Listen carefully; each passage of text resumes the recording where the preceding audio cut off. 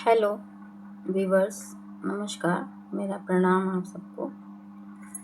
आज मैं उस टॉपिक पे बोलूँगी जिस पे मैं पहले बोल चुकी हूँ कि समाज में जो है स्त्री का अस्तित्व क्या है। सामाजिक और आध्यात्मिक दृष्टि से स्त्री का अस्तित्व क्या है, इस पे कुछ रह गया था, तो उस पे मैं आगे चर्चा करूँगी कि स्त्री के अस्तित्व को कैसे समझें। ये समाज जो बना हुआ है पुरुष प्रधान समाज है, तो समाज में स्त्री का अस्तित्व केवल एक भूमिका या पहचान तक सीमित नहीं है, बल्कि यह जीवन, संवेदना, सृजन और चेतना की एक गहरी धारा है।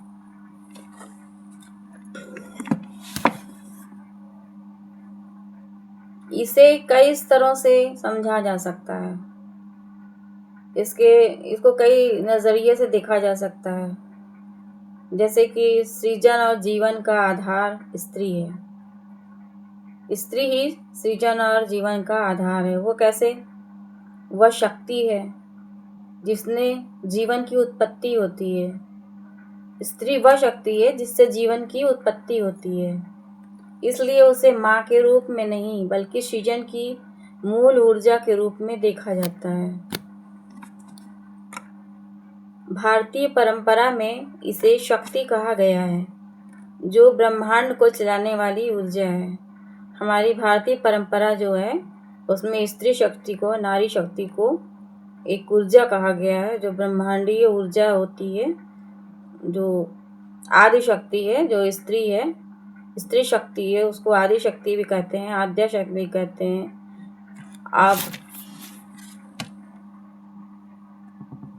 आप दुर्गा कह लो, काली कह लो, कुछ भी कह लो, उसको कोई भी नाम दे दो, शक्ति एक ही है। नाम अलग अलग हैं, उनके रूप अलग अलग हैं, रूप अनेक हैं, लेकिन शक्ति एक ही है।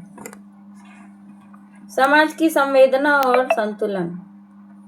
समाज की संवेदना और संतुलन के विषय में ऐसे समझा जा सकता है कि जैसे स्त्री समाज में क्या है, स्त्री में क्या होता है, क्या क्या गुण होते हैं। करुणा, प्रेम, सहानुभूति और इन सब चीज़ों का स्रोत होती है स्त्री।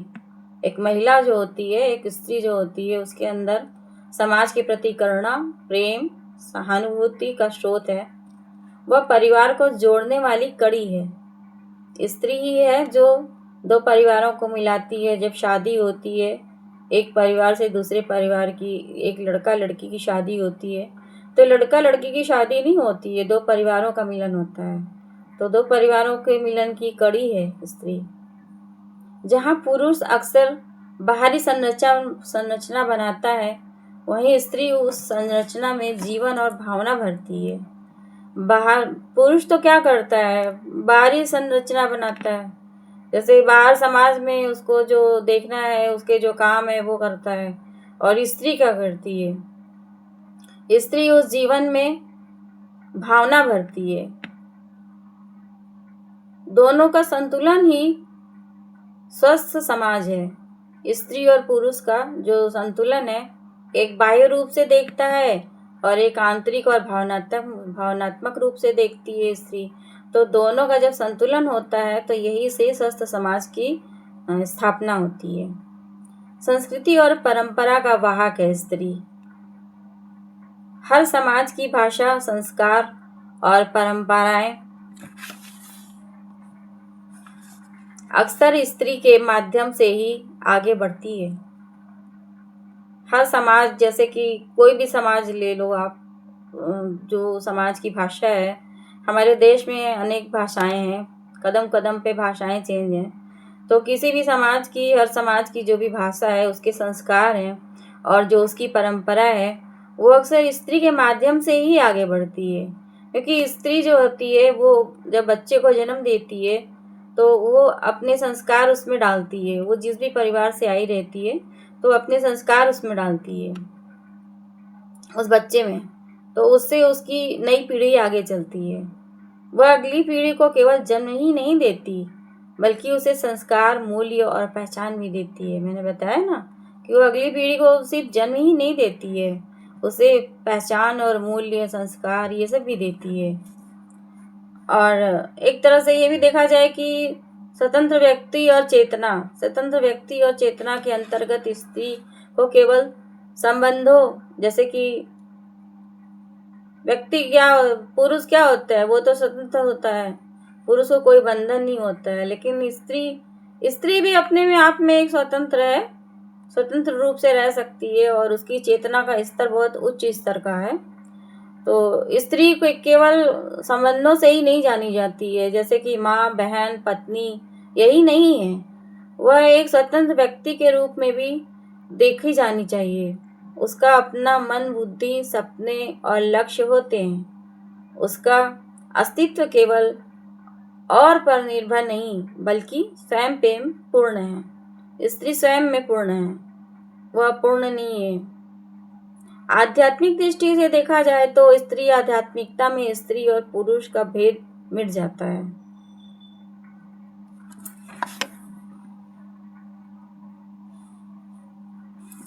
अगर स्त्री को आध्यात्मिक दृष्टि से देखा जाए तो यहाँ पर जो है इस नर और नारी का भेद मिट जाता है। कैसे कि संतों ने, जैसे कबीरदास जी ने और मीराबाई ने, आत्मा को ही स्त्री के रूप में देखा। उन्होंने कहा कि आत्मा ही स्त्री है, चाहे वो नर के रूप में हो और चाहे नारी के रूप में हो, दोनों में आत्मा एक ही जैसी होती है, उसका स्वरूप एक ही होता है। सिर्फ बॉडी अलग अलग लेके आते हैं लोग। कोई कहता है कि मैं मर्द हूँ तो नर की बॉडी पा गया, नर का शरीर पा गया तो वो मर्द हो गया, और कोई स्त्री हो गया तो वो स्त्री हो गई, महिला हो गई। लेकिन दोनों में आत्मा एक ही होती है और आत्मा हमेशा स्त्री ही होती है, चाहे वो नर के शरीर में हो या नारी के शरीर में हो। तो जो क्या है कि परमात्मा से मिलन की चाह रखती है। कौन? आत्मा। आत्मा हमेशा परमात्मा से मिलन की चाह रखती है। जैसे कि नदी होती है तो नदी बहती है, उसका क्या है, उसका प्रकृति क्या है? बहना। वो बहती है कहाँ, किस लिए? समुद्र में मिलने के लिए। तो जब वो समुद्र में मिल जाती है तो वो भी समुद्र हो जाती है, फिर वो नदी का अस्तित्व खत्म हो जाता है। उसी तरह ये जो आत्मा है, ये आत्मा जो है परमात्मा से मिलन की चाह रखती है और उसकी कोई चाह नहीं होती। यहाँ स्त्री आत्मा का प्रतीक बन जाती है, जो प्रेम, समर्पण और मिलन की यात्रा पर है। आज के एपिसोड में बस इतना ही, फिर मिलूंगी नेक्स्ट एपिसोड में। तब तक के लिए हरे कृष्णा, नमस्कार, प्रणाम आप सबको मेरा।